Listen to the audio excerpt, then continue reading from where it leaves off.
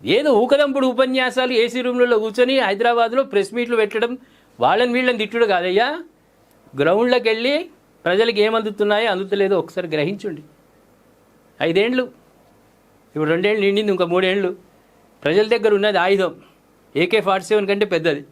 తూటాలు నింపి ఓట్ల రూపంలో గుద్దుడు గుత్తే డిపాజిట్లు గల్లంతు చేస్తారు ప్రజల దగ్గర. వాళ్ళని ఆదుకోండి, ప్రజా అవసరాలు తీర్చుండి. ఉట్టి ఉపన్యాసాలు కాదు, ఎలక్షన్ టైంలో ఇటాలియన్ విమర్శలు కాదు.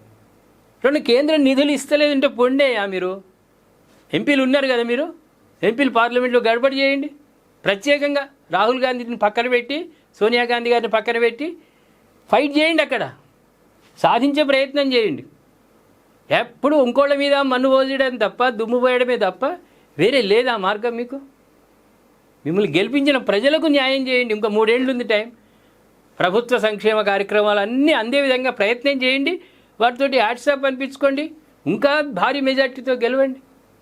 ప్రజల ఓటుని ఎప్పుడు కూడా పరిహాసంగా భావించొద్దు. ప్రజల దగ్గర ఓటు ఒక పెద్ద ఆయుధం.